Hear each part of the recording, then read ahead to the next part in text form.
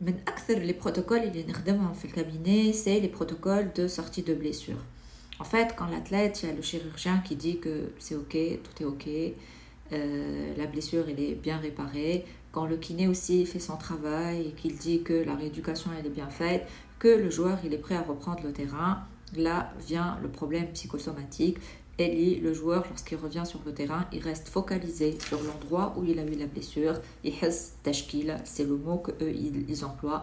Il n'arrive plus à jouer avec la même fluidité, avec la même manière, avec la même confiance. Il a peur, son cerveau, il reste focalisé sur l'endroit où il y a la blessure et automatiquement, il a peur soit de se faire mal, soit des douleurs qui sont dans sa tête parce que le médecin, il affirme des protocoles de sortie de blessure avec la validation du médecin et du kiné. Il dit que non, je ressens une douleur, je n'arrive pas à appuyer sur ma jambe, je n'arrive pas à tirer convenablement, il reste à ruminer sur cette blessure-là et ça, c'est un traumatisme neuronal suite à une blessure, c'est un traumatisme émotionnel. En fait, ce qui se passe, c'est que le cerveau, il a enregistré le choc, la blessure, voilà l'opération, voilà le post-op, voilà la convalescence, comme un danger. Il a enregistré tout le schéma avec sa douleur, avec sa peur, avec ses doutes, avec tout ce qui tourne autour et il a cartographié ça comme un traumatisme réel et un danger qui pourrait être et devenir récurrent. Donc, ce qui se passe, c'est qu'à chaque fois que tu veux jouer, que tu veux accélérer, ton inconscient, il crie attention danger et il coupe totalement l'influx nerveux.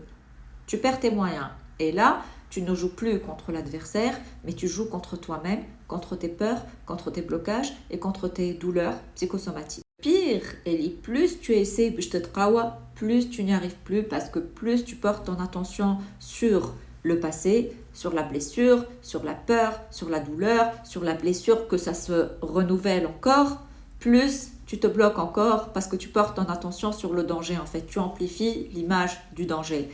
Ce n'est pas une faiblesse mentale, c'est une réalité biologique et neurologique. Mon travail ici, ce n'est pas de faire une amnésie ou de faire oublier à l'athlète l'épreuve qu'il a traversée. Mon travail, ce n'est pas non plus de remplacer le travail du chirurgien ou le travail du kiné. J'aide et j'optimise le travail du kiné avec une accélération du processus de guérison. Ça, d'un côté. Mais la base de mon travail dans les protocoles de sortie de blessure, c'est de reprogrammer les schémas neuronaux et d'enlever ce côté danger qui est installé, qui est ancré dans les schémas neuronaux, dans la mémoire neurologique et physiologique de l'athlète pour la reprogrammer avec un autre programme qui est plus safe, qui est plus efficace, qui rassure l'inconscient de l'athlète. Mes protocoles généralement tournent autour de 3 séances dans ce genre de situation. C'est que ça va être un protocole d'hypnose de traitement de trauma. Donc on déprogramme et on efface les anciens schémas neuronaux, le traumatisme, la blessure. Puis on va passer à l'hypnose neurogénérative pour réactiver la régénération cellulaire et pour qu'ils reprennent, grâce à la visualisation, reprennent confiance dans son corps et dans l'organe qui a été blessé et qui le visualise en train de se reconstruire et en train de se régénérer.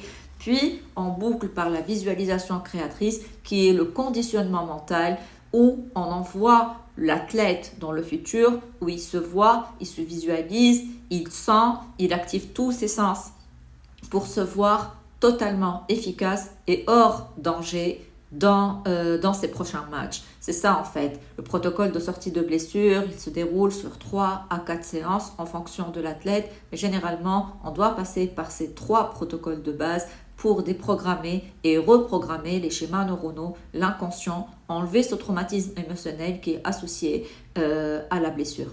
Ce n'est pas une faiblesse mentale, ce n'est pas khouf, activisme. C'est réel et en fait ça n'arrive pas qu'aux athlètes, il y a même d'autres personnes qui se sont fait opérer ou à la suite à une erreur de diagnostic ou à une maladie ou à la haja, ils vivent ce traumatisme émotionnel et en fait c'est le même protocole qu'on fait avec tout le monde sauf qu'avec les athlètes il est beaucoup plus pointu, on est là, on fait la visualisation de l'endroit précis où il y a eu la blessure. En quelques séances, on fait sauter le verrou, en quelques séances, tu reprends le contrôle de ta jambe, de ton corps, de tes muscles. En quelques séances, tu te revois sur le terrain en totale maîtrise, en totale possession de tous tes moyens physique surtout. Tu revois l'endroit qui a été blessé, tu le revois en train de se régénérer, tu conditionnes ton cerveau parce que le cerveau ne fait pas la différence entre quelque chose, une image qu'on a créée, une image qu'on a vécue, une image qu'on est en train de mettre en place. Donc, en quelques secondes, tu reprends tous tes réflexes. La douleur psychosomatique, elle part parce qu'il y a aussi des protocoles de douleur psychosomatique et ça se règle, comme je t'ai dit, en quelques séances. Je m'appelle Shraf Qanfoud, je suis experte en neuroperformance. J'ai accompagné plus de 300 athlètes de haut niveau. Mon email est dans la description.